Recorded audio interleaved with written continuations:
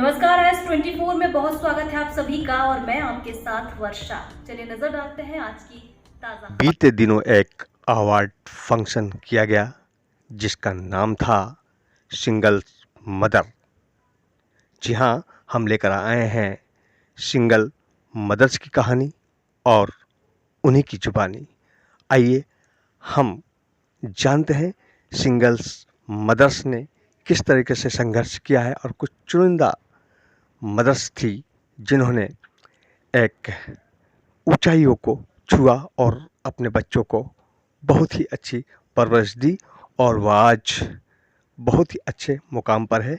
आइए हम देखते हैं कुछ ख़ास सिंगल मदर्स को जिनका एक अपना ही जज्बा रहा है अपनी लाइफ में और उन्होंने बहुत कुछ अचीव किया। जानते हैं, ये शो काजल राजपूत द्वारा बनाया गया है। मदर्स जो हैं हिंदी में अगर बोला जाए तो एकल माँ, सबकी जर्नी की जो शुरुआत होती है वो दो पार्टनर से होती है और उनका जब डिस्ट्रीब्यूशन होता है तो उनकी डिफरेंट डिफरेंट स्टोरीज होती हैं। तो उस पर चर्चा ना करके मैं आपसे बस इतना कहना चाहती हूँ कि आफ्टर मैरिज और सेपरेशन के बाद जो बहुत सारी प्रॉब्लम्स फेस करना पड़ी मुझे, वो मेरे को मतलब 10 साल हो गया करीब अलग हुए। और मेरी दो बेटियां हैं, सौम्या और अनन्या, दोनों ही बहुत ही प्यारी बेटियां हैं। मेरा कोई नहीं है, कहने को सब लोग हैं लेकिन कोई नहीं है क्योंकि लव मैरिज थी। तो मदर एंड फादर ने तो पहले ही हम लोगों को अलग कर दिया था अपनी लाइफ से। और जब हम अलग हुए तो ससुराल भी छूट गया। बचे थे मेरे पास दो बच्चे और दोनों बेटियां ऐसी सौगात के रूप में मेरे पास आई कि बहुत हार्ड टाइम में उन्होंने मेरा साथ दिया। अगर हमारे पास कुछ खाने को नहीं है तो ओके मम्मा, अगर सोने को कपड़े नहीं है ओके मम्मा, पहनने को नहीं है ओके, हर चीज़ में इन लोगों ने ओके किया। दोनों कार्मेलाइट हैं, मैंने स्कूल से भी नहीं निकाला, कैसा भी संघर्ष करके उन लोगों को पढ़ने दिया। बच्ची अभी बड़ी वाली हायर एजुकेशन कर रही है, उनका भी कर रही हूँ। ईश्वर की कृपा है कि एक अच्छी छोटी सी जॉब मिल गई, उससे सर्वाइवल हो गया और अब स्टेबल हूँ, सिंगल हूँ, लेकिन बहुत अच्छे से कोशिश करती हूँ बच्चों को रखने की। पहले लिखा था ये, लेकिन अभी आप लोगों के सामने शेयर कर रही हूँ। अकेली माँ की सोच आते ही अनेकों अनेक दिनों में और दिमाग में बस एक ही बात आती है, आखिर क्यों? जीवन में अक्सर परिस्थितियाँ विवश कर देती हैं एकांकी जीवन को जीने के लिए। मैं अकेली हूँ से लेकर मैं अकेली ही काफी हूँ तक का जीवन का सफर बहुत ही अलग अलग टेढ़े मेढ़े रास्तों से गुजर कर पार करना होता है। फिर भी हर चुनौती का सामना करते हुए भी वह खड़ी रहती है किसी विशाल पर्वत की तरह। क्यों? क्योंकि वह एक माँ है, जहाँ उसे माँ के साथ साथ पिता की भूमिका में भी अपने किरदार को शामिल करना होता है। उस पर हमारा समाज एक एकांकी महिला के जीवन में प्रश्न चिन्ह लगाने से पीछे नहीं हटता। असुरक्षा, आलोचना और अपमान का सामना करते हुए वह निडर साहस के साथ मजबूती से एक वट वृक्ष की तरह अपने बच्चों का लालन पालन कर उन्हें काबिल बना समाज के सामने एक सक्षम रूप से और एक स्ट्रॉन्ग बच्चों के रूप में उनको खड़ा करती है। यही होती है एक सिंगल मदर की सक्सेसफुल जर्नी। अगर जब हम अपने बच्चों को सक्सेस बना देते हैं ना, उनको उनके क्राइटेरिया को, वही हमारी सफलता है। ऐसा लगता है एग्जाम में पास हो गए वालों में से मैं तो अपनी जान कभी ना दूं भाई। कोई मेरे मतलब ऐसा है ना, तो मैं मारने वालों में से हूँ, मरने वालों में से नहीं। जीवन देने और लेने का हक सिर्फ और सिर्फ ईश्वर के हाथ में है। हम ईश्वर की बहुत ही खूबसूरत संरचना और ईश्वर की इस खूबसूरत संरचना के साथ खिलवाड़ करने का हक हमको बिल्कुल भी नहीं है। तो लाइफ में चैलेंजेस आते हैं, फेस करना पड़ता है, बहुत सारे ट्विस्ट एंड टर्न्स आते हैं, तो आपको वन बाय वन फेस करना पड़ता है। और जैसे जैसे आप फेस करते जाते हैं ना, आप पक्के खिलाड़ी बनते जाते हैं। और आप यकीन नहीं मानोगे, इस इवेंट को करने में कल मेरी एंकर ने बोला गला खराब हो गया। मैंने कहा बेटा कोई बात नहीं, हम खुद ही बोल लेंगे अपने प्रोग्राम में, वैसे भी बोलने की आदत है। मैंने अपने प्रोग्राम में होता है ना, आप एंगेज रहते हो, नहीं आप बोल पाते। लास्ट मोमेंट में उसने बोला कि कल मैं नहीं आ पाऊंगी, मेरा गला खराब हो गया। मैंने कहा कोई नहीं, हमारा तो गला सही है, नहीं भी होगा तो वो नमक के गरारे वरारे करके, और अपना प्रोग्राम है तो अपने प्रोग्राम में अपना 100% आपको देना ही देना है। उसके साथ साथ सुबह अभी 4 से 5 सिंगल मदर ऐसी हैं जिनकी एंट्री मैंने फ्री रखी थी, सिर्फ इसीलिए कि वो पे नहीं कर पा रही थी और वो डिजर्विंग कैंडिडेट थी। बट मैं हमेशा बोलती हूँ फ्री की चीजों की कोई वैल्यू नहीं होती, इसीलिए मैं आपको भी ये बोलूंगी जब भी कुछ काम करो ना, उसमें कुछ ना कुछ पेड एंट्री जरूर रखो। आज उन 5 लोगों की प्लेटें मैंने डन की, आज उन 5 लोगों के मोमेंटो मैंने बनवाए, आज उन 5 लोगों के बैनर्स मैंने बनवाए, उन 5 लोगों की गिफ्टिंग मैंने करवाई, तो वो सारे एक्सपेंसेस कहाँ गए? मैंने तो ये सोचा कि वो नीडी है, डिजर्विंग है, तो मैं उनको प्लेटफॉर्म देती हूँ, बट वो समझी इस चीज को। She said to me in the early morning कि हम नहीं आ पाएंगे। इसीलिए बोलते हैं फ्री की चीजों की कोई वैल्यू नहीं होती। और आज मैंने एक बार फिर से समझ लिया कि अब नेक्स्ट से कोई कितना भी डिजर्विंग होगा, मैं नहीं बोलूंगी कि नहीं आप आ जाओ। आप ही की ज़बानी कुछ अपना सफर। सिंगल मदर्स मैंने कभी भी इस चीज को कभी बयान नहीं किया, क्योंकि जो काजल जी ने आज जो प्लेटफॉर्म दिया है, उसके लिए तो मैं उनको काजल जी को बहुत धन्यवाद दूंगी कि आज मन की बात कहने का उन्होंने एक प्लेटफॉर्म दिया। और मैं ये कहना चाहूँ कि मैं 89 में मेरी शादी हुई थी और 90 में मेरे हस्बैंड जी। उसके बाद में शादी के समय मेरी पेट में बेटी आ चुकी थी, उस बेटी को मैंने जन्म दिया। उसको प्लेस करना बहुत ही डिफिकल्ट था। और फिर उसके बाद में मेरी शादी मुरैना में हुई थी। वहाँ के लोगों का आपको मालूम है चंबल के लोग कैसे होते हैं। मेरे पापा जी थे, वो डीएसपी थे भोपाल में, उनका नाम पीएन दुबे है, लोकायुक्त में हमेशा रहे हैं और मैं अच्छी फैमिली से बिलोंग करती हूँ। मगर किस्मत वाली बात है, मेरी शादी वहाँ हो गई और फैमिली बहुत अच्छी थी।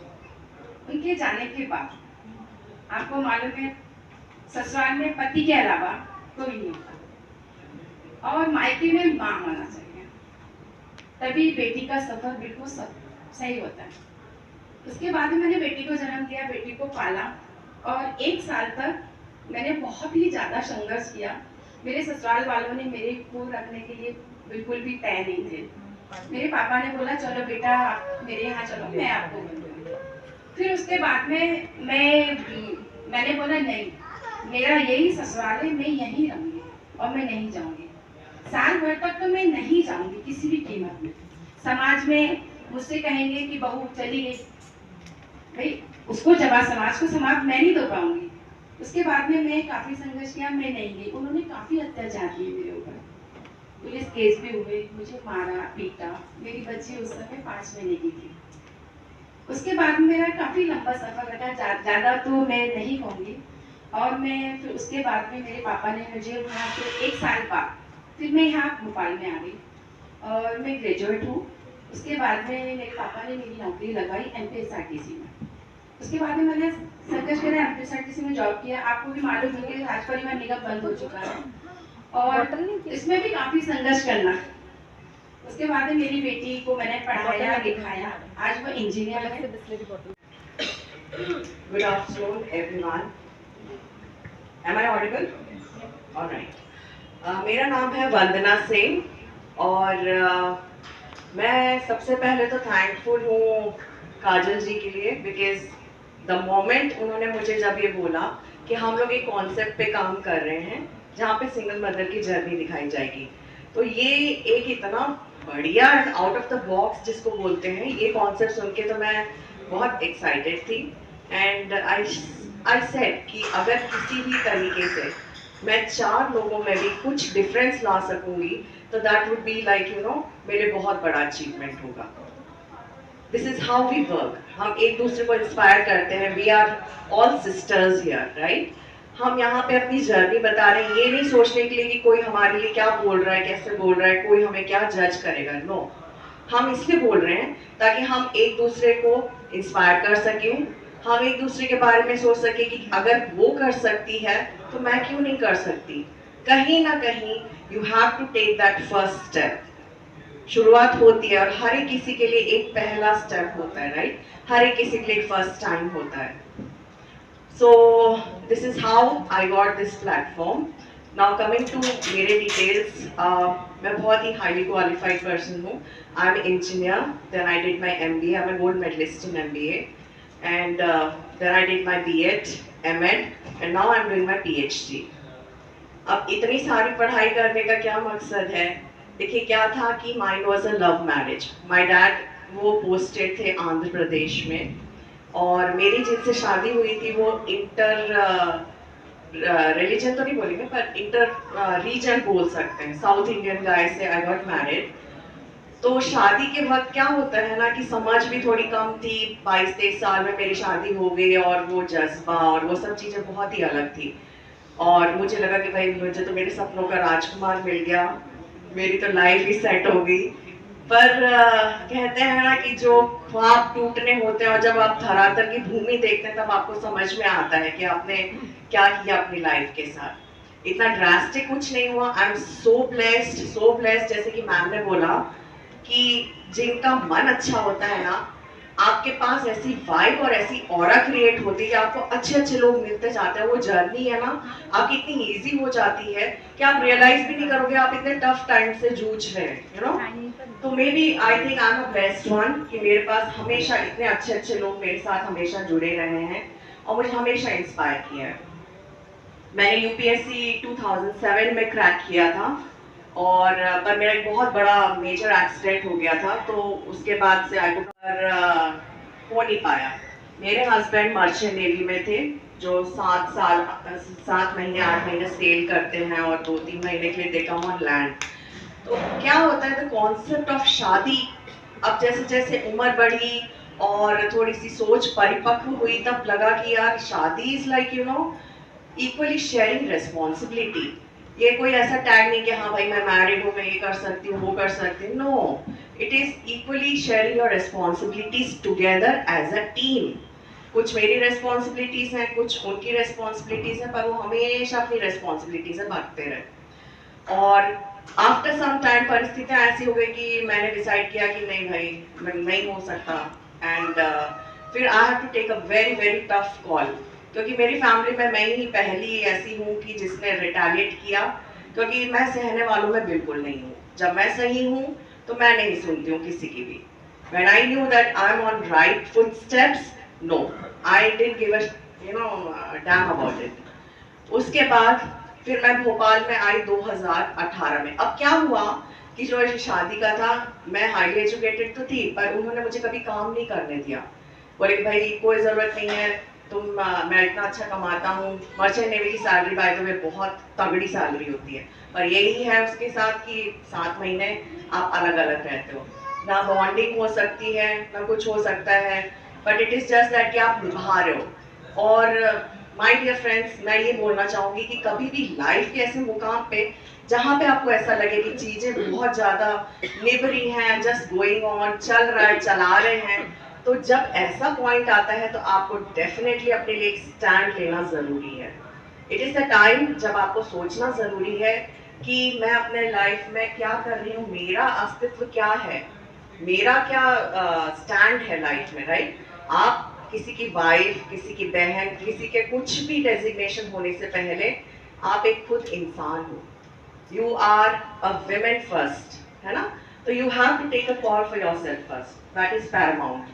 तो जब मैं यहाँ पे 2018 में आई तो मेरे फादर ने बोला कि बेटा तुम्हें अपनी, मेरी डॉटर है, शी इज अडोरेबल डार्लिंग.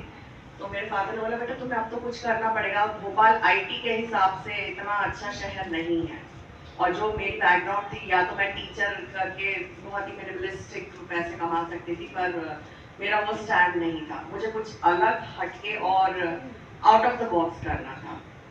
2018 में मैंने अपने स्कूल की शुरुआत की. सबसे पहले मैंने फ्रेंचाइजी ली किड्जी की, तो मैं डायरेक्टर हूँ किड्जी की. और उसके बाद मैंने अपने 2 स्कूल्स और अपने बलबूते पे विदाउट एनी एक्सपीरियंस की जरूरत नहीं होती. देखिए इनिशियली ना हर एक लेडी में नर्चरिंग एबिलिटी रहती है, तो आपको इसके लिए कोई कोर्स करने की जरूरत नहीं है. But it is just that कि अगर आप मदर हैं तो आप एक छोटे बच्चे का ख्याल रख सकते हैं. मतलब अच्छे से पहन के अच्छे से ओढ़ के रहो, ऐसा उनका होता है कि हमारे यहाँ की जो बहू बेटियां है ना वो फुल ऑर्नामेंट के साथ रहे। तो ये सब अभी भी जयपुर का कल्चर है। शावर शावर में गुजारा हो जाए तो बढ़िया तो ऐसे ही कुछ हुआ। हस्बैंड आए और पता नहीं मम्मी जी ने उनको क्या बोल दिया, वो नीचे आए और उन्होंने सारी फैमिली के सामने मुझे चाटा लगा दिया, सबके सामने चाटा। तो मैंने खा लिया उस समय तुरंत। उसके बाद फिर मैं ऊपर गई और अपना बेडरूम लॉक किया, क्योंकि शुरू से ऐसा था कि नाजों में पली बड़ी थी, मार खाई नहीं थी कभी किसी की। अब एक चाटा पड़ा और वो भी अगर अकेले में पड़ा होता तो भी सोचती कि चलो ठीक है, सबके सामने दे दिया। तुरंत गूगल से नंबर निकाला, लोकल के वहाँ के जो दरोगा होते हैं ना, वहाँ पे बोलते हैं दरोगा, लोकल पुलिस स्टेशन का नंबर निकाला और कॉल कर दिया। कॉल किया तो आधे घंटे बाद ही एक पुलिस की टीम 4-5 लोगों की आई, टीआई सर आए और उनके साथ 4-5 कांस्टेबल भी आ गए। उन्होंने कहा काजल जी कौन है, मेरी जेठ जी थे घर में। उन्होंने कहा वो तो हमारी छोटी बहू है। उनका कॉल आया था हमारे पास, उनको बुलाओ। तो मेरे जो जेठ जी थे उन्होंने कहा कि वहाँ पे तीनों नहीं बोलते, जो जयपुर का कल्चर होता है ना दिन में। तो उन्होंने मुझे आवाज देके बुलाया, मैं आई बाहर। उन्होंने कहा बेटा आपका नाम ले रहे हैं, आपने इनको कॉल किया। फिर मैं नीचे आई और नीचे आके मैंने सर को कहा हाँ सर मैंने ही कॉल किया था। सर ने कहा बताइए क्या प्रॉब्लम है। मैं कहा सर मेरे साथ यहाँ पे डोमेस्टिक वायलेंस हो रहा है और मेरे हस्बैंड ने पूरी फैमिली के सामने मुझे चाटा लगाया। तो जो मेरे जेठ थे काफी मतलब मानसरोवर में रहती है और काफी मेरी जानी मानी फैमिली है जो ससुराल की है, नाम चलता है उनका वहाँ पे। तो वो देखने लगे मेरे चेहरे की तरफ कि ये इसने क्या किया। तो वो टीआई को बोलने लगे कुछ आपस में लेन देन करो सर, बच्ची है कुछ नहीं बोल दिया होगा, आप तो चले जाओ। वो सर मुझे देख रहे थे, फिर वो 2 कदम आगे लिए, फिर वो पलटे, बोले बताइए मैडम क्या करना है। मैंने कहा सर मैं इनको जाने दूंगी। बोले आप क्या चाहती हो। मैंने कहा सर जो इन्होंने मेरे साथ किया मैं वही उनके साथ करूंगी। सारे घर वाले देख रहे हैं कि ये बोल क्या रही है। मम्मी जो मेरी थी सासू माँ, वो यही कहने लगी कि बेटा तुमको पता भी है कि तुम क्या बोल रही हो। मैंने कहा हाँ जो इन्होंने मेरे साथ किया वही मैं इनके साथ करूंगी। सब लोग देखते रह गए। मैंने कहा सर अगर ये मामला यहीं पर चाहते हैं कि सब कुछ चीजें खत्म हो जाए तो मैं यहीं पर रिवर्ट करूँ। मैंने पूरी जो मेरी फैमिली थी 20-25 लोगों की, मैंने अपने पति को एक चाटा लगाया। सच में मैंने सबके सामने लगाया, क्योंकि जब हम साथ चले देखते तो कहीं ये नहीं सिखाते कि वो हमें चाटा लगाने और हम देखते रह जाए। तो मैं ऐसे ही हूँ, इसीलिए मैंने स्टार्टिंग में कहा था मैं बिल्कुल भी स्टैंड लेने वालों में से हूँ। घरेलू अबला नारी मार खाना ये सब करना ये मेरे बिल्कुल मेरे नेचर के खिलाफ नहीं। तो मैंने वहीं पे मेरे हस्बैंड को एक चाटा लगाया। आज का दिन है कि अभी भी अगर मैं ससुराल चली जाऊं, सब लोगों से रिश्ते बहुत अच्छे हैं, हस्बैंड से मिले सेपरेटेड है, मैं ऐसे जाके कुर्सी पे बैठ जाती हूँ और जितने भी मेरी फैमिली वाले हैं ना, कोई चाय ला रहा है कोई नाश्ता ला रहा है, काजल बेटा ऐसा। तो मतलब ऐसा उन्होंने गलत किया, मेरा तुम्हारे बेटे ने क्यों मारा हमें चाटा। अगर उनको मारना चाहिए था, हमसे कोई प्रॉब्लम थी तो रूम में ले जाके मार देते। सब लोगों के सामने हमारी बेइज्जती कर दी। जब तुम पे आई तो तुमने कहा कि ले दे के मामला रफा दफा कर देते, तो ऐसा क्यों। और जब ये सारी बातें फोन करके घर पे बताया मम्मी को, मम्मी ने कहा बेटा तुमने बहुत अच्छा किया, उसने एक दिया था तुमको 2 दे गया। तो ऐसे बहुत सारे लाइफ के छोटे छोटे इंसिडेंट्स हैं। खुद के लिए हमेशा खुद ही स्टैंड लेना पड़ता है, कोई नहीं आता। गलत चीजों के लिए हमेशा आप खुद कहते हैं कि बल में बल अपना बल, अपने लिए खुद ही लड़ना पड़ता है, कोई नहीं आएगा चल के। तो कभी भी अगर कुछ गलत होता है ना तो अपना स्टैंड लेना सीखिए। मैं नहीं जानती हूँ, बस सिंगल मदर की जब एंट्रीज हो रही थी तो किसी के रेफरेंस से मुझे इनका भी नंबर मिला और फटाफट से बिना 5 मिनट लगाए इन्होंने अपना डिसीजन ले लिया था। लाइफ में डिसीजन मेकर होना भी बहुत इम्पोर्टेंट होता है। जब ये होता है ना हम देखेंगे सोचेंगे बताएंगे पूछेंगे, बच्चों को देखेंगे बड़ों को देखेंगे मम्मी को देखेंगे पापा को देखेंगे पड़ोसियों से पूछेंगे सहेलियों से पूछेंगे। तो ये सब ना करते हुए ये लिटरली एक बार इनके लिए आप सब लोग ताली बजा दीजिए। 5 मिनट में इन्होंने डिसीजन ले लिया था और अपनी एंट्री डन की विदिन 5 मिनट्स। फटाफट बोला आप क्यूआर भेजो, कहाँ पेमेंट करना है, कौन सी फोटो देना है, क्या प्रमोशन डिटेल देनी है। बिल्कुल 5 मिनट में इनकी एंट्री हो गई थी। और इनका पार्लर है सर्वग्राम में, ए सेक्टर में खुद का। और इनकी जो सिस्टर है मानसी जी, वो मेरी बहुत अच्छी फ्रेंड है, she knows me very well. अब जब आप यहाँ से जाए तो बोलना कि काजो ही कौन है, तब वो बताएंगी आपको, है ना।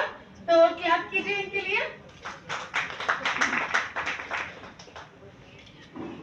कि मेरे पेरेंट्स ये बोल रहे हैं, मेरे भाई ये बोल रहे हैं, भाभी ये बोल रही है, या पड़ोसी भी कभी कभी। मेरी जर्नी ऐसी रही कि मैं शुरू से अध्यात्म में रही बचपन से। तो मैंने वकालत की है, बीएड किया, एमएड किया, और मैंने सोचा 3 साल बहुत अच्छी वकालत करी। तो मुझे लगा कि मैं इसी में अपना करियर बनाऊंगी। लेकिन बच्चे छोटे थे और हस्बैंड बाहर रहते थे, तो उन्होंने कहा कि नहीं, आपको घर में रहना है और घर में पूजा पाठ करो, वो बेटर होगा। हमने कहा ठीक है।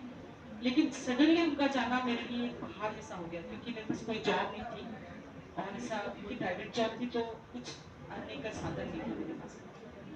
फिर कुछ ऐसी चीजें हुई कि उसने मुझे तोड़ दिया। जैसे परिवार का सपोर्ट नहीं मिलना, धन का नहीं होना।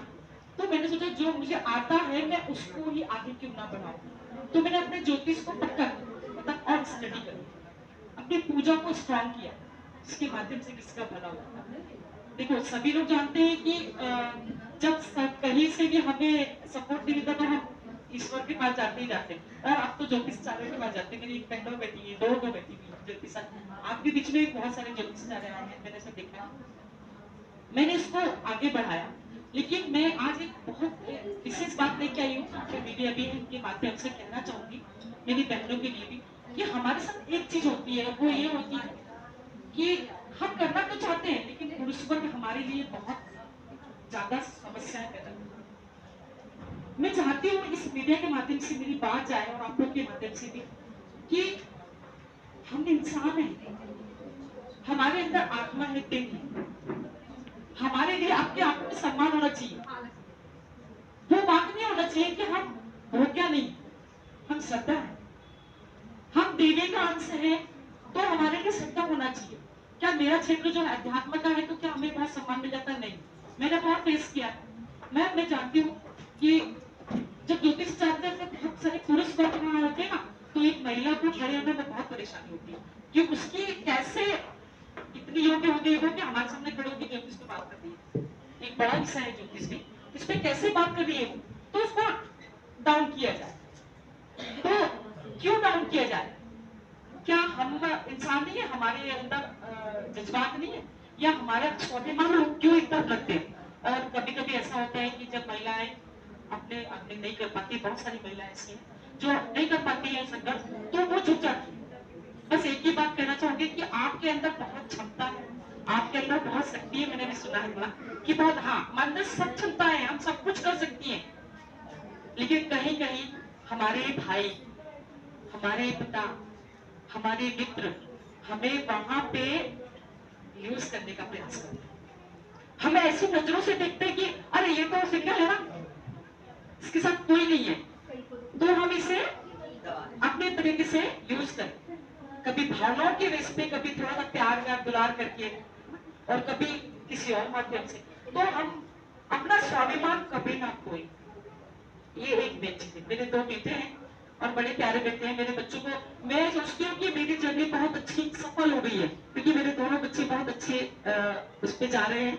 और हमारी सफलता का ये सबसे बड़ा राज है कि यदि हम सफल हो गए अपने बच्चों को अच्छे स्थान पे पहुंचाने में, चाहे वो बेटी हो चाहे बेटा हो, तो हम जीत गए।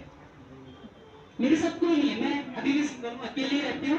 मेरे ना मुझे मायके से कोई सहयोग मिला ना ससुराल से। मैंने अकेले अपने बच्चों को पाला, और आज भी मैं बहुत सारे मैं भी इवेंट करते रहती हूँ, मतलब मैं ज्योतिष वाले इवेंट करती हूँ, भागवत करती हूँ, सब करती हूँ।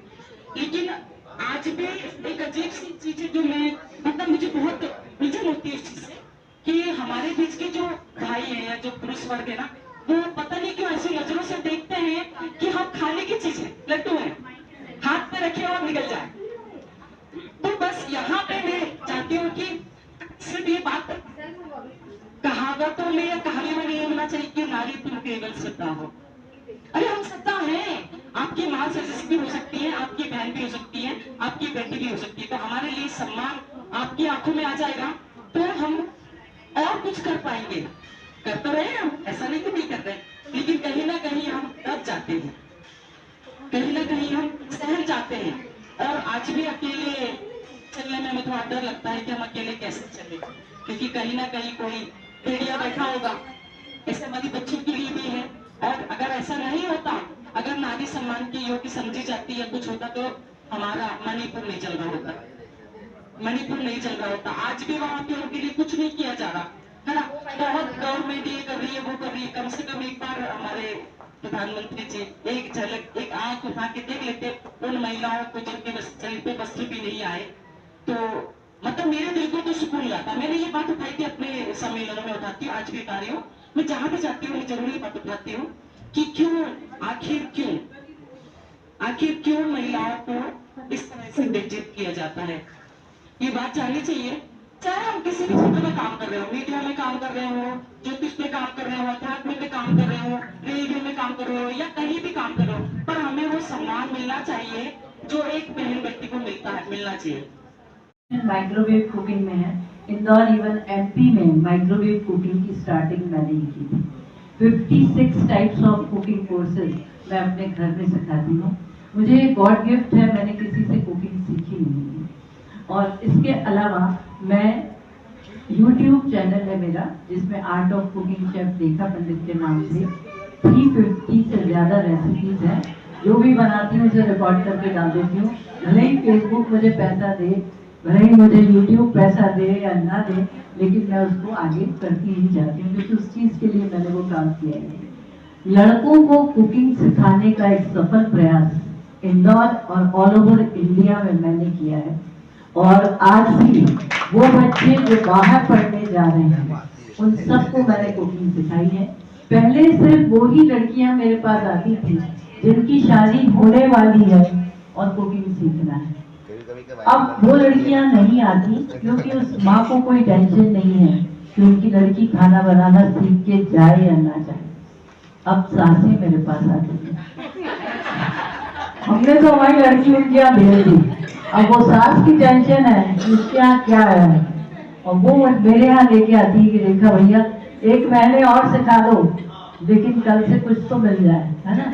तो उन लड़कियों को कुकिंग में सिखा रही हूँ जो शादी होने वाली है, उनको जिनकी हो चुकी है। लड़कों में ये है कि देश विदेश में लड़कों ने जाके वहाँ रेस्टोरेंट खोल लिए हैं।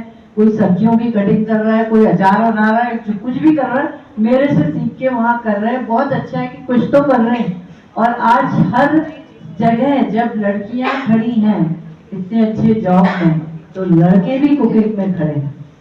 और आज एक शेफ लड़का ही होता था, लड़की नहीं होती थी। किसी भी होटल में भी आप जाए ना, तो शेफ जो आता है वो आदमी, पर घर में कोई एक हाथ नहीं हिलाएगा, वो लड़कियां ही घर में बनाएंगी। बाहर जाके वो लड़कियां बैठ जाती, कुछ नहीं करती कि हम तो नहीं करेंगे, आदमी लोग ही बनाएंगे।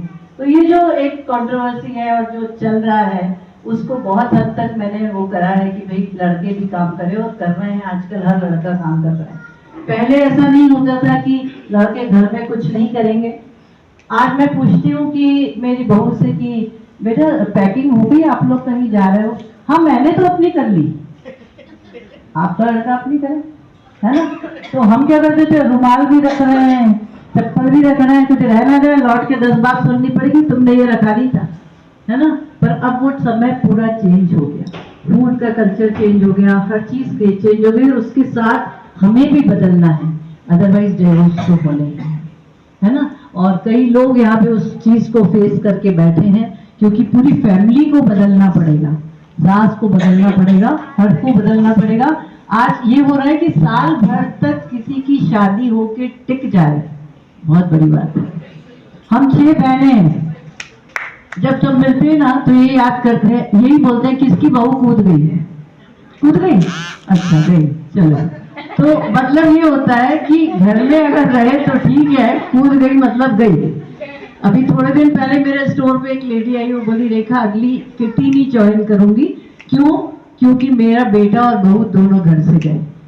पर्सनालिटी आप देखकर एकदम सिंपल सोबर शब्दों में इतनी गंभीरता, धीरे धीरे से अपनी बातों को किस तरह आप सबके दिलों तक उन्होंने पहुंचा दिया, ये खूबसूरती रखने वाली रेखा मैम इंदौर से आई है, हमारे प्रोग्राम के लिए आई है। और ज्वेलरी में अगर हम बात करें तो डायमंड और गोल्ड शोरूम हम सोच भी नहीं पाएंगे कि हम खुद के लिए खोलें। तो डायमंड और गोल्ड जैसे शोरूम की ऑनर इतनी दूर से चलकर यहाँ तक हमारे प्रोग्राम के लिए आई है, ये छोटी बात नहीं है। कहने का मतलब ये नहीं है कि वो कितनी रिच है, कहने का मतलब ये है कि वो कितनी हम्बल और डाउन टू अर्थ है। हमने बहुत लोग देखे, कुछ नहीं होते लेकिन ईगो इतना होता है कि जाने बिल्कुल ऊपर से अटके और ऊपर ही रह गए, नीचे आए नहीं जमीन पे। ऐसे बहुत लोग, क्योंकि मैं नेटवर्क मार्केटिंग में रही हूँ, इंडिया की नंबर 1 डायरेक्ट सेलिंग कंपनी में ब्लैक डायमंड डायरेक्टर की पोस्ट पे हूँ मैं, as a food supplement adviser. मेरी कंपनी में मेरी फोटो आपको मिलेगी पूरे राइटअप के साथ, ब्लैक डायमंड डायरेक्टर के डेजिग्नेशन के साथ। तो जो नेटवर्क में होता है ना, तो 5 मिनट में समझ जाता है कि सामने वाला बंदा कैसा, सिर्फ 5 मिनट में कौन कितना पानी में है, कौन कितना पानी के ऊपर है, समझ आ जाता है, देख के ही समझ में आ जाता है। तो इसीलिए हम पहली हमारी जितनी भी बात हुई है ना, सिर्फ फोन और फोन पे हुई है। और डायमंड के शोरूम से इस डायमंड को देने वाली रेखा मैम, प्लीज एक बार इनके लिए जोरदार तालियां बजा दीजिए, बहुत ही हेल्पफुल है। देखो, किसी की हेल्प करना ना बहुत तारीफ के काबिल होता है, कोई किसी के लिए खड़ा नहीं होता है, सब सोचते हैं अरे इसका ही देखेगा। तो किसी के लिए खड़े होना कि नहीं मैं हूँ, मैं अपनी, मैंने उनसे कहा कि मैम आप बताइए इसमें हम और क्या कर सकते हैं। तो उन्होंने कहा रुको काजल, मैं तुम्हें रेखा मैम से मिलाती हूँ। तो वो जरूर से आपके प्रोग्राम में भी आएगी, अपनी चीजें भी रखेगी। कोई भी काम देखिए एक दूसरे का पूरक होता है। अगर आज आप सब लोग मेरे लिए 2-2 कदम चलकर आए हैं, कभी भी आप लोग कहीं भी कोई भी प्रोग्राम कीजिए, मेरी एंट्री उसमें हमेशा रहेगी। ऐसा नहीं कि मैं सिर्फ आपको बुलाने का काम कर रही हूँ, कहीं अगर किसी भी तरीके की हेल्प की जरूरत है, मैं भी आपके लिए वैसे ही खड़ी हूँ जैसे आप सब लोग यहाँ मेरे लिए चेयर पर बैठे हुए हैं। ज्योति सिंह मैम, और मैम प्लीज आप अपना इंट्रोडक्शन दीजिए। ये महिला अधिकार मंच की नेशनल प्रेसिडेंट है। नेशनल मतलब राष्ट्रीय लेवल की, बड़ी बात है। ऐसे बड़े बड़े और जाने माने चेहरे, ऐसे छोटे से हमने जो छोटा सा एक प्रोग्राम ऑर्गेनाइज किया है, इस प्रोग्राम में आना ही बहुत बड़ी बात है। तो ओवर टू यू मैम। नमस्कार साथियों। नया कदम, नई उम्मीद। एक्चुअली मुझे इसके बारे में I have no idea, because Vandana ji experience जो कि मेरे महिला अधिकार मंच में जुड़ी हुई है एज ए ऑफिसर, इन्होंने काजल जी का नंबर दिया और इस तरह से हमारी कन्वर्सेशन हुई और मैं इस प्रोग्राम तक पहुंची। आज मेरे ख्याल से जो मैंने बातें सुनी हैं, उन सबको देखते हुए मुझे लगता है कि आज का प्रोग्राम उन सिंगल मदर्स के लिए है जो भारत में कई प्रतिशत हिस्से में हैं और सिंगल पेरेंट्स बन के माता और पिता दोनों की जिम्मेदारियां निभा रही हैं। तो आज आपका ये उत्साह, आपका अपने परिवार के प्रति समर्पण और आपकी सफलता को समर्पण करने का दिन है। तो आप सभी को बहुत बहुत शुभकामनाएं। जैसा कि बात हो रही है, कहीं ना कहीं जो पहलू निकल कर आए हैं, हरेसमेंट। आज हम सब भुगत भोगी कहाँ है? हरेसमेंट। इसकी आवाज सही आ रही है ना? I think so. मैं इन सब पर बिलीव नहीं करती, बिकॉज आपके आंसू, आपकी दर्द, आपकी पीड़ा, आपकी वेदना एक खरा सोना बनाकर आपको यहाँ बिठाया है इन्हीं सभी चीजों ने। और आज आपने जो सफलता छुई है, कहीं ना कहीं आप पहुंची हैं इस संघर्ष से सफलता तक का जो राज है और आपके फेस पर जो ग्लो है, मुझे नहीं लगता कि कहीं आपका कहीं बैक सपोर्ट होगा, क्योंकि जिस सिचुएशन में आज हम हैं, सिर्फ और सिर्फ दिखावे के लिए लोग सपोर्ट करते हैं। इसी तरह महिला अधिकार मंच एक प्लेटफॉर्म है जो कि कई फीमेल्स के लिए काम कर रहा है, विमेन प्रोटेक्शन, महिला उत्थान, महिला विकास और उन उपेक्षित महिलाएं जो समाज से बहिष्कृत करती जाती हैं, उनको हम कहीं ना कहीं से निकाल के बाहर लाते हैं। छोटे छोटे से गांव में, मैं उदाहरण के तौर पर बताऊंगी, इस महफिल बहुत प्यारी महफिल है, बट कटु सत्य है तो थोड़ा सा आप सुनिएगा। वो महिलाएं जो डांस कर रही होती हैं छोटे छोटे से गांव में, जिन्हें किन नजरों से और किस तरह छेड़ाछाड़ी की वो शिकार होती है, उन्हें महिला अधिकार मंच ब्रेन वॉश करके उनकी काउंसलिंग करके हम बाहर निकालते हैं। वो फीमेल जो रेड क्रॉस में आर्थिक रूप से कमजोर होने के बाद रात आरियाज में जाके अपना जीवन यापन कर रही है। मैं कोशिश करती हूँ, मेरी पूरी टीम महिला अधिकार मंच निःशुल्क और निस्वार्थ परमात्मा के उद्देश्य से काम कर रहा है। यहाँ हम बिना सरकारी सहायता के, बिना किसी फंड के, बिना किसी बैक सपोर्ट के, हम सभी महिलाएं अपने खुद के कंट्रीब्यूशन से इस सोसाइटी को कंट्रीब्यूट कर रहे हैं। यहाँ हम लोग अभी किसी भी पॉलिटिकल लेवल और सांप्रदायिक या किसी से भी हमें कोई सपोर्ट नहीं है, क्योंकि मैं फाउंडर हूँ और 12 वर्षों से, बहुत छोटी, मेरे ख्याल से आप सबसे छोटी एज में मैं हूँ अभी फिलहाल। तो ये जुनून था बचपन से, चूंकि राजस्थान से हूँ और जल जीवन मिशन की मैं जिला समन्वयक बुरहानपुर में एज अ काम कर रही हूँ। भोपाल मेरा घर है, तो अभी पोस्टिंग मेरी वही है एज अ गवर्नमेंट। इस 12 साल के सफर में हमने कई महिलाओं को बाहर निकाला है। आप यकीन मानिए, कई महिलाएं मार्शल आर्ट ट्रेनर अपनी आत्मरक्षा, हिफाजत और सुरक्षा के लिए अधिक खड़ी हैं, जिसमें हमारी गोल्ड मेडलिस्ट जो ब्लैक बेल्ट चैंपियन हमारे साथ में बैठी हुई है, भूमिका भी से, इन्होंने 25,000 लड़कियों को पूरे बुरहानपुर जिले से सिखाई है कुछ ऐसी चीज जिसमें अगर लड़कियां रोड पर छेड़छाड़ी की शिकार होती हैं तो उन्हें अपने आप को कैसे प्रोटेक्ट करना है। लाइफ स्किल एजुकेशन को लेकर, पर्सनालिटी डेवलपमेंट को लेकर हम रूट को पकड़ने की कोशिश कर रहे हैं, जड़ को। आखिर जड़ है क्या?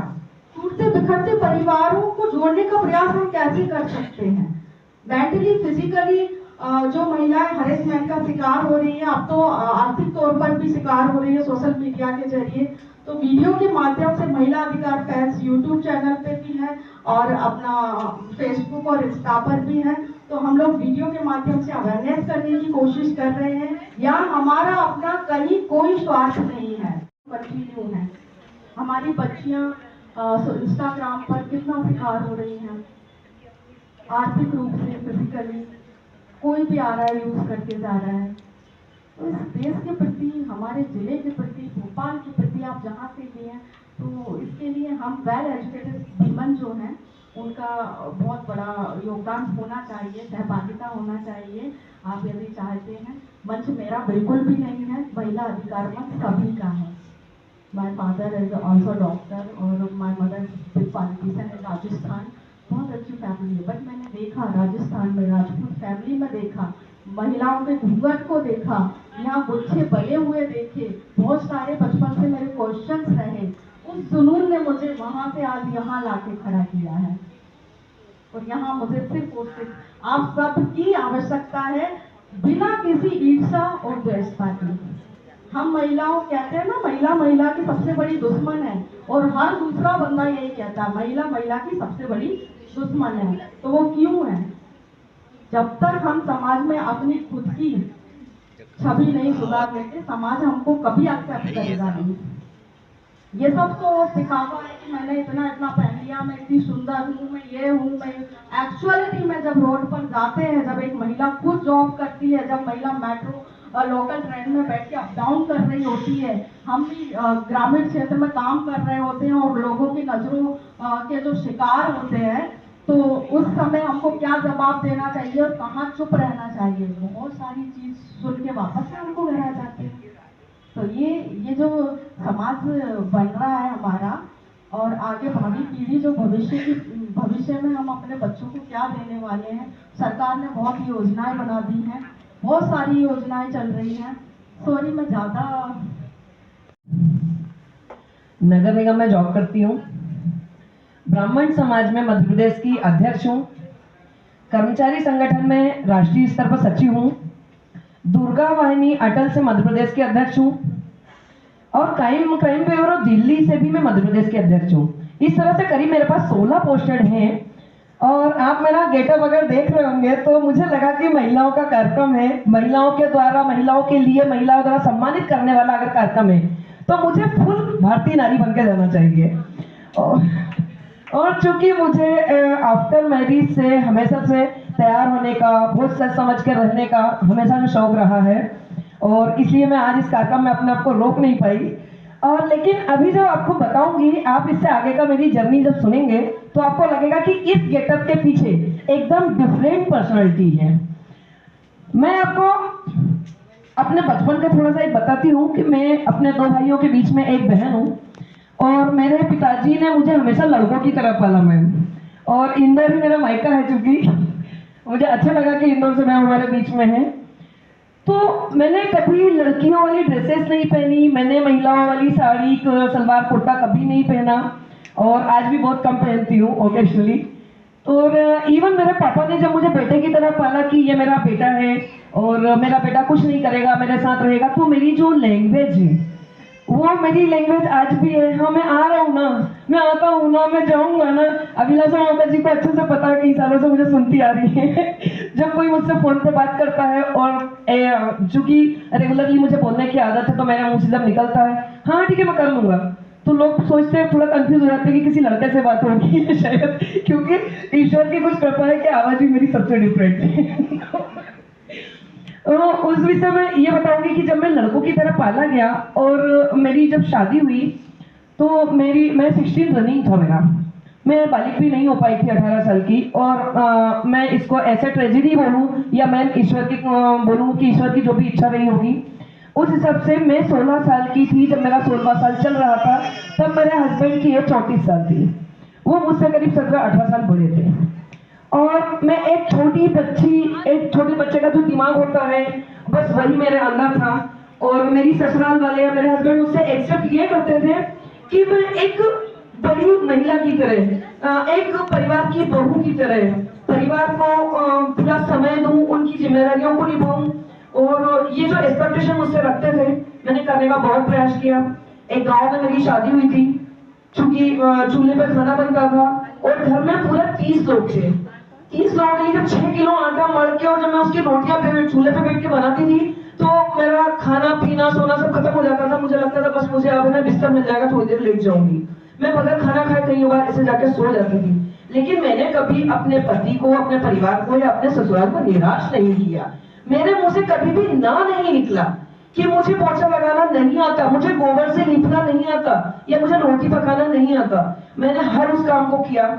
और कुछ समय के बाद में ऐसा हुआ कि मुझे सिंगल पेरेंट्स के रूप में यहाँ आके खड़ा होना पड़ रहा है। उसके बाद मैंने धीरे धीरे शुरू किया। मुझे लगा कि मेरे 2 बेटे हैं मेरे, और उस समय बहुत छोटे थे।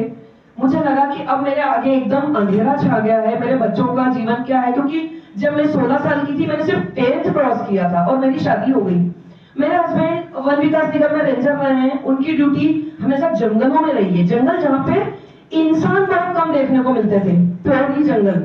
तो मेरी पढ़ाई वहीं बीच में छूट गई। और जब मुझे लगा कि अब इतने छोटे बच्चों का पालन पोषण, पढ़ाई लिखाई मुझे कैसे करना होगा, मैं बहुत ज्यादा परेशान रही। तो मेरी खेती है मैंने खेत में ट्रैक्टर चलाना शुरू किया अपने आप से। और शुरू से मेरे पापा ने मुझे बाइक चलाना सिखाया हुआ था। मैं आज भी पल्सर से और बुलेट से ही चलती हूँ। यह कार्यक्रम में आयु कार से एक अलग चीज है, लेकिन वो मेरा शौक भी है, हॉबी है। इवन जो मुझे जानने वाले लोग हैं वो आज भी बोलते हैं कि मेरी पर्सनैलिटी ना सिर्फ पल्सर और बुलेट पर ही ठीक लगती है, कार में भी ठीक लगती है। तो मैंने खेतों में ट्रैक्टर चलाया, अपने खेतों में भी चलाया, इवन पड़ोसियों के खेतों में भी जब किराए से ट्रैक्टर चलता था मैंने वो काम भी किया। उसके बाद जब फसल कटने का टाइम आता था और खेतों में जो हार्वेस्टर आते थे, कई बार वो लोग बोलते थे कि नहीं मैम हमारा टाइम हो गया खत्म, हम नहीं कर पाएंगे। मैं उनसे बोलती थी ठीक है भैया आप इसको यहीं पे छोड़ दो। मैंने हार्वेस्टर चलाया है अपने ही खेतों में। तो मैं कहती हूँ कि महिला कमजोर नहीं होती, हमारी आत्मशक्ति हमको कमजोर करती है। और मैं ये भी बोलूंगी, कौन कहता है कफन सफेद होता है? कौन कहता है कफन सफेद होता है? मेरे तरह की कई लड़कियों को मैंने लाल जोड़ा पहनते ही दफन होते देखा है। मैम थोड़ा सा इमोशनल हो जाना लाजमी है मेरा। गए। क्यों खत्म हुए? क्योंकि मुझे मायके वालों ने इग्नोर कर दिया। मेरे 2 भाई हैं, मेरे बड़े भाई साहब एसडीओ हैं, मेरे छोटे भाई का हाई स्कूल चलता है, करोड़पति लोग हैं, मेरे ससुराल वाले करोड़पति है, मेरी ससुराल में 100 एकड़ जमीन है, लेकिन मैं आज अपने ही 7 एकड़ जमीन में अपना घर बना के अपने बच्चों को शिक्षा देके पाल पोस के बड़ा करके आज मैंने अपने 2 बेटों की शादी करके 2 प्यारी प्यारी से बहुएं लेके आई हूँ और मैं 1.5 साल का मेरा पोता भी है, मैं दादी के लिए भी हूँ। और मैं यही बता रही हूँ कि ये इतना स्ट्रगल करने के बाद में मेरे अंदर से सारा का सारा डर एक बार से खत्म हो गया। इसका एक छोटा सा ऐसे एग्जांपल आपको देना चाहूंगी। चूंकि मैं बाइक से चलती हूँ, पल्सर से चलती हूँ। एक बार मैं और चूंकि मध्य प्रदेश के अध्यक्ष हूँ तो मेरे कार्यक्रम बहुत सारे होते हैं। तो एक बार एक कार्यक्रम से मैं लौट के आई हूँ, मुझे रात को 11 बज गया था और मैं 4 इमली, अगर आप जानते होंगे भोपाल में 4 इमली वाला जो एरिया है काफी सुनसान है और वहाँ पे सिक्योरिटी तो होती है लेकिन पर्टिकुलर लोगों के बंगले पे होती है, वहां से निकलने वालों के लिए कोई सुरक्षा होती नहीं है और काफी अंधेरा भी था उस समय वहां पे। मैं अपने पल्सर से आगे चली आ रही हूँ, मेरे साथ में बाइक पे 2 लड़के आ रहे हैं और अब यंगस्टर है, सोचा होगा लड़की है क्योंकि मैं ड्रेसअप थोड़ा सा लड़कों ही ज्यादा देता हमेशा से, तो उनको लगा कि ठीक है रात का टाइम है, मेरे साथ साथ बाइक आगे लेके आए। फिर मैंने उनको पलट के देखा, मैंने अपनी गाड़ी और स्पीड बढ़ाई, फिर वो और स्पीड से मेरे साथ आए, मैंने अपनी गाड़ी को स्लो कर लिया कि ठीक है भाई तू ही निकल जा। वो उन्होंने भी अपनी गाड़ी स्लो कर ली। अब मुझे थोड़ा डर तो लगा क्योंकि मुझे थोड़ा ज्वेलरी पहनने का भी शौक है, 2-4-8-10 तोला सोना में पहन के हमेशा रखती हूँ, मुझे शौक है। तो मुझे डर भी लगा कि लड़के कुछ नहीं करेंगे लेकिन हाँ मेरे साथ मुझे मार के गिरा के मेरी ज्वेलरी छीन के ले जाएंगे, तो ये मेरा फिजिकली नुकसान भी हो जाएगा। तो मैंने जब देखा, उनको पूछा भाई क्या प्रॉब्लम है, बोला कोई प्रॉब्लम नहीं, आप जाइए जाइए जाइए। तो मैंने अपनी गाड़ी को फिर आगे रीस्टार्ट किया और स्पीड से आगे लाया, उन्होंने स्पीड से लेके आया गाड़ी। मुझे समझ में आ गया मैम कि इनके इरादे नेक नहीं है, क्योंकि अंधेरा भी लग रहा है, लड़की अकेली है, बाइक पे है, मतलब लड़कों पे ऐसा लगता है ओवर स्मार्ट लेडी है जो बाइक पे चल रही है। लोग ये हमारा क्या बोलेंगे पुरुष प्रधान हिंदुस्तान जो है, यहाँ पे महिलाओं के लिए हमेशा एक सोच हमेशा रहेगी, वो कभी खत्म नहीं होने वाली। महिला है, आप महिला की तरह रहो। हम क्यों महिला की तरह? उस पुरुष ने जिसने 20 महीने में मुझे अगर अकेला छोड़ दिया या मुझे अकेला रहने पर मजबूर कर दिया तो फिर मैं महिला बन के क्यों रहूं? जब मैंने पुरुषों के सारों दायित्व खुद निभाए हैं, बच्चों को पाल पोस के बड़ा किया है, शादी में उनकी मैंने की है, खेतों में अगर ट्रैक्टर चला है, मैंने हार्वेस्टर चला है, मैंने खेतों में पानी डाला है, मैंने खेती की है, तो फिर मैं महिला बन के क्यों रहूं?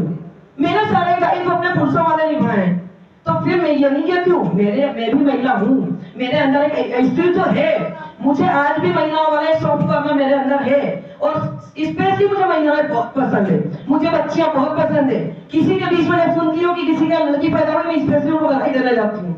मेरे चूंकि खुद 2 बेटे हैं तो मुझे बेटे ठीक है बेटे हैं, कोई बात नहीं, ईश्वर ने दिया है, लेकिन जब मेरे घर में तो बहू है, मैंने उनका बस स्वागत किया जब कोई अपनी बेटी का जिस तरह से करता है। तो मैं उसी चीज को कंटिन्यू करती हूँ कि मुझे उस चीज से जब डर लगा, मैंने अपनी गाड़ी को आगे बढ़ाया, वही मैंने क्लिक कर लिया कि हाँ इनके इरादे ठीक नहीं है और ये कहीं ना कहीं अंधेरे का या मेरे अकेले होने का कुछ फायदा उठाएंगे, चाहे वो मुझे मारपीट करें, झगड़ा करें या ज्वेलरी लेके जाए, जो भी रहा। मैंने कुछ नहीं बोला, चलते रहे हम दोनों सीधे।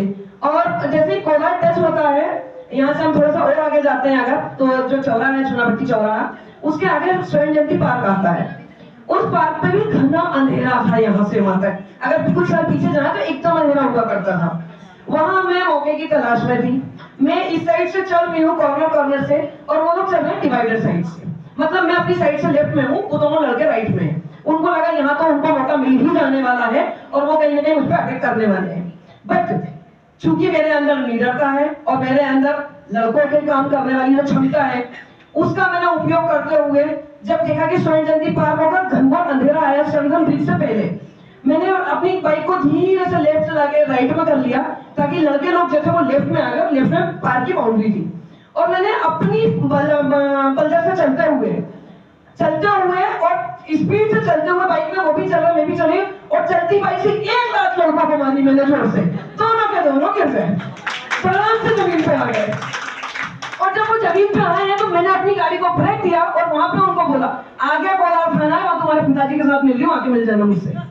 और उसके बाद कोलार थाने की पूरी टीम मेरे साथ आई, वहां पे खड़ी रही, लेकिन वो लड़के कहीं नजर नहीं आए, उठ के चले गए। तो मैं ये बताना चाहती हूँ कि हर महिला को इतना ही डेयरिंग होना चाहिए। जब हमने जन्म अकेले लिया है, जब हमारी मृत्यु भी अकेले होना बाकी है, हमारे साथ कोई नहीं जाता, सब लोग सिर्फ शमशान तक कांधा देने जाते हैं, तो फिर इस दुनिया में जीने के लिए हमेशा हमें एक पुरुष की आवश्यकता क्यों पड़ती है? हम मानते हैं कि हमें समाज में रहते हैं, हमें सामाजिक प्राणी है, लेकिन उसके बावजूद हमारा अपना एक अस्तित्व है, महिलाओं का अपना एक अस्तित्व है। और अगर महिला किसी घर में अगर नहीं हो, वो घर घर नहीं होता, वो घर वीरान होता है। उस घर को पूछो जिस घर में महिलाएं नहीं है, जिस घर को एक पुरुष चलाता है, उनके बच्चे बेहतर टीवी से रह रहे होंगे, अगर बच्चे एजुकेटेड हो भी गए होंगे तो वो नौकरी की तलाश में होंगे, और अगर कहीं देखा जाए तो बच्चे बिगड़े हुए मिलेंगे, क्योंकि पापा को अपनी बाहर की दलीलों से फुर्सत नहीं होती है, बच्चों पे ध्यान देना तो दूर की बात होती है। ऐसी स्थिति में उनके बच्चे, उनका परिवार, उनका पुरुष श्रम पूरी तरीके से कहीं न कहीं पे पीछे चला जाता है, वो पूरी तरह से घर को मेंटेन नहीं कर सकते। तो जब महिलाओं से घर ही सुनसान हो जाता है तो इस पूरे हिंदुस्तान को भी महिलाओं की आवश्यकता है। और आज हम महिलाएं ही हैं, आज हम देखते हैं महिलाएं कितने बड़े बड़े पद पे, हमारे दो दीदी लोग मेरे साथ में बैठी हुई है, आज आप हमारे बीच में आए, आपने अपनी महानता बताइए किस तरीके से महिलाओं के लिए काम कर रहे हैं। हम अपने आप पर सक्षम है। मुझे एक बचपन में एक जिद आई थी, मैम शेयर करना चाहूंगी। जब पापा ने मुझे लड़कों की तरह पाल दिया, शादी का एज में हो गई, और शादी जब पहले बची थी तो सब लोग पूछते थे बेटा किसकी बिटिया हो? पांडे जी की बिटिया हो? मैंने जी पांडे जी की बिटिया हो। जब थोड़ी बड़ी हुई तो भाइयों के साथ में क्रिकेट खेलना, गुल्ली डंडा खेलना, कबड्डी खेलना मेरा शगल था। तो जब वहां जाते थे, अच्छा तुम पांडे जी की बहन हो? जी सर पांडे जी की बहन हो। तो जब मेरी शादी हुई, शादी होते से यहाँ पे एक लेवल लग गया मेरा, मिसेस स्विच आ गया। तो मुझे अजीब लगा, मेरा नाम संजना है, मेरी अपनी पहचान क्या है? मेरी पहचान तो कहीं खो गई।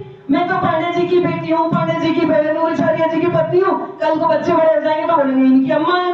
तो मैं खुद क्या हूँ भाई? जब मैंने एक जिद बनाई थी, मेरी पहचान में खुद हूँ।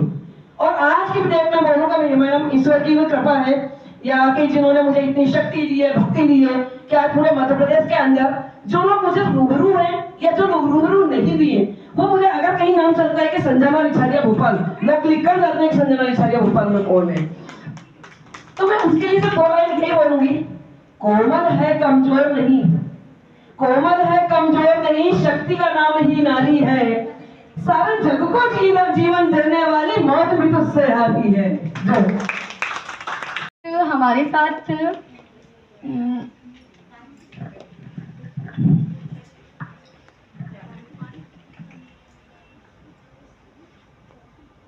थैंक यू काजल जी। सभी को मेरा नमस्कार। और मैं सबसे पहले नई कदम नई दुनिया उम्मीद सोशल वेलफेयर सोसाइटी के द्वारा जो ये सब प्रोग्राम आज शुरू किया जा रहा है, ये जो चल रहा है ऑलमोस्ट लंच तक हो चुका है, उसके लिए मैं उनका धन्यवाद देना चाहती हूँ। और काजल जी को भी बहुत बहुत धन्यवाद। हार्डली 1 वीक हुआ होगा मुझे आपसे कॉन्टेक्ट किए सडनली। थैंक यू अनीता जी कि मुझे 10 दिन पहले या हार्डली 1 वीक पहले मुझे उन्होंने बताया कि एक ऐसा अवार्ड फंक्शन होने वाला है, तो फिर मैंने कहा ठीक है मैं भी ज्वाइन कर लूँगी। तो उनको मैंने सारी डिटेल्स वगैरह सेंड करी, तो आज मैं आप लोगों के सामने हूँ। अब मेरी जर्नी है कि मैं 98 में आफ्टर मैरिज भोपाल आई हूँ, क्योंकि मेरे फादर ट्रांसफरेबल जॉब में थे, तो हम अदर स्टेट वाइज घूमते रहते थे पूरा। तो मैं 98 में भोपाल आई, मेरे हस्बैंड पंकज एडवोकेट थे, और मेरी जो मायके वाली फैमिली है इतनी अच्छी है कि आज मैं पता नहीं किसी को खराब लगेगा कि मैं पहले उनको पूछती हूँ, उसके बाद मैं अपने भगवान को पूछती हूँ क्योंकि वो हर कदम में, चाहे रात को 3 बजे हो 4 बजे हो, अगर मेरा फोन गलती से भी चला जाता है सॉरी, तो वो मुझे कॉल बैक करते हैं, और अगर मुझे उन्हें ऐसा लगता है कि जरूरत है तो वो फ्लाइट पकड़ के आ भी जाते हैं। और ऐसा 1-2 बार इंसिडेंट हो चुका है, तो इसलिए मैं इस चीज के लिए कह रही हूँ। और मेरे हस्बैंड एडवोकेट थे और 2015 में उनकी डेथ हुई। और मतलब कहते हैं ना कि हम जो सोचते हैं वो नहीं होता है, और जो नहीं सोचते हैं वो होता है। ये एक ऐसा है, मैं बचपन से ही एक हाउस वाइफ या कहते हैं ना गर्ल, वो जो खाना बनाना जानती है, घर में काम करना जानती है, झाड़ू पोछा, खाना, डेकोरेशन, एक फीमेल की तरह, लड़की की बेटी बहन बन के रहना, मैं वो पर्सनालिटी थी, आज भी हूँ वैसे। तो इस सोच को लेकर मैं बड़ी हुई। फिर मेरी शादी हुई और मैं भोपाल आ गई एडवोकेट पंकज खरीदे था। उसके बाद 3-4 साल बाद मेरी बेटी, शादी के 3-4 साल बाद मेरी बेटी हुई काव्या। उसके 1 साल बाद से जो मेरी जर्नी शुरू हुई है वो आज मतलब आज तो मैं सेटल हूँ। तो कुछ ऐसे 3-4 कुछ एक्सीडेंट्स हुए मेरे हस्बैंड के साथ जो छोटे छोटे थे, लेकिन एक मेजर एक्सीडेंट हुआ जिसमें उनके ब्रेन में चोट लगी थी और वो रिकवरी नहीं हो सकती थी, ऑपरेशन भी नहीं हो सकता था। वो सिर्फ फिजियोथेरेपी या ट्रीटमेंट से वो सिर्फ मेंटेनेबल था। तो वो जो उस वक्त मेरी बेटी आई थिंक 4-5 साल की रही होगी, जिसको मैं गोद में लेकर, और कहते हैं ना जब बुरा वक्त आता है तो सब साथ छोड़ देते हैं, ससुराल स्पेशली ससुराल वाले। तो अब मेरी मदर इन लॉ है, वो जबलपुर में सेटल हो गई जाके, और मैं रात को भी अपनी बेटी को गोद में लेके साथ में लेकर हॉस्पिटल जाती थी, 1-2 बजे तक घर आती थी। इस तरह से मैंने अपनी जर्नी स्टार्ट की, जो एज अ सिंगल पेरेंट। ऐसे करके मैंने अपनी बेटी को बड़ा किया। और कहते हैं कि जब और जो जैसे जो प्रोफेशनल्स होते हैं, जैसे डॉक्टर्स हैं, एडवोकेट्स हैं, तो इनके कोई अर्निंग नहीं होती, वो जो सेविंग्स होती है वही होती है। और उस वक्त मैं भी मतलब मेरा शौक है फैशन डिजाइनिंग का, और मैं आज एडवोकेट भी हूँ। तो मैं फैशन डिजाइनिंग मैंने स्टार्ट कर दी थी, मैं बुटीक रन करती हूँ, अभी भी करती हूँ, उसको मैंने कंटिन्यूटी में रखा हुआ है। तो वो मैनेज करते हुए, और जब मेरे हस्बैंड का एक्सीडेंट हुआ तो उनको, अब चूंकि अपना प्रोफेशन है तो कोई साथ की जरूरत होती है, तो उन्होंने कहा कि तुमको करना पड़ेगा। इसके बावजूद ये जानते हुए कि उनकी फैमिली सपोर्ट नहीं करेगी, और चूंकि मैं LLB नहीं थी, तो मैं माता मंदिर पे ही रहती हूँ, मेरा रेजिडेंस है वहाँ पर। तो वहाँ के पास में रविंद्र कॉलेज था। तो जब जो मेरे लॉज हैं वो 1 वीक के लिए कहीं बाहर गए, तो मेरे हस्बैंड ने फॉर्म भर दिया और कहा कि ठीक है, क्योंकि फॉर्म भरना इज वेरी इंपॉर्टेंट। तो उसके बाद फिर मैं सुबह 5 बजे उठ के, अब ये तो हो नहीं सकता था कि भाई मैं सीधे कॉलेज चले जाऊँ छोड़ छाड़ के, सब ऐसा किसी भी महिला के लिए पॉसिबल नहीं है। तो मैं सुबह 5 बजे उठ के खाना लंच, क्योंकि एडवोकेट था, मेरे father in law, mother in law, मेरी एक सिस्टर इन लॉ और मेरा ब्रदर इन लॉ, सब रहते थे उस टाइम। तो सबके लिए मैं खाना बना के 5 बजे उठ के अपनी बेटी को रेडी करके, कैंपस में वैन आती थी, उसको 8 बजे वो मैं भी रेडी होकर नीचे आती थी, और 8 बजे वो स्कूल चली जाती थी। उसके बाद फिर मैं हार्डली 5 मिनट का रविंद्र कॉलेज उस वक्त था भोपाल में, आज नहीं है, तो मैं जाती थी। इस तरह से मैंने 3 साल अप एंड डाउन करके वो LLB की डिग्री ली अपने हस्बैंड की सपोर्ट से। और फिर चूंकि सिर्फ डिग्री लेने से नहीं होता, उसमें ऑल इंडिया बार का एग्जाम देना होता है प्रैक्टिस करने के लिए। तो उसके लिए फिर मैंने वो भी एग्जाम क्लियर किया। फिर उसी बीच मैं अपने हस्बैंड को भी सपोर्ट करती रही, एज असिस्टेंट जूनियरशिप में, फिर एग्जाम भी देती रही। तो इस तरह से मैंने किया, प्रैक्टिस किया, और 2009 से, और साथ में मैंने बुटीक में रन करती रही, क्योंकि वो मेरा शौक है, वो मेरा प्यार था, तो मैंने उसको भी बंद नहीं किया।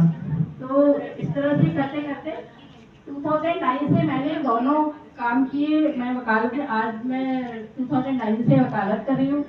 और जैसे प्रोफेशंस का क्या होता है, कई पैनल्स में हूँ मैं, MPB में, हाउसिंग बोर्ड में, स्टेट कमीशन, डिस्ट्रिक्ट फोरम, और लीगल एड्स में मैं के पैनल में भी मैं हूँ। तो इस तरह से मैं अपना सफर है जो आज मैं स्टैब्लिश हूँ, और बहुत अच्छे से मैंने अपने आप को, अपनी बेटी को, मेरी बेटी ने 12th करने के बाद वो कॉमर्स की स्टूडेंट है, अकाउंट्स एंड फाइनेंस से ऑनर्स में मुंबई से पढ़ाई की।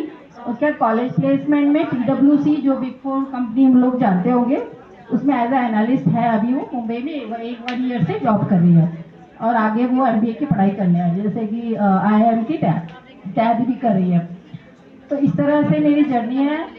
और जैसे कुछ सालों पहले, जैसे किसी ने बोला ना कि हम जिस फेज से गुजर चुके हैं, हमें कोई दिखता है तो हमें अपना वो याद आ जाता है, फिर हम फटाक से जल्दी से जाते हैं उसकी हेल्प करने के लिए। तो ऐसा ही है, कुछ टाइम से हम पेपर्स न्यूज़ में सबने देखा होगा, देखते हैं कि बच्चे, किसी के पेरेंट्स ने मोबाइल नहीं दिया, किसी ने डांट दिया, किसी बच्चे को थप्पड़ मार दिया तो जाके सुसाइड कर लिया।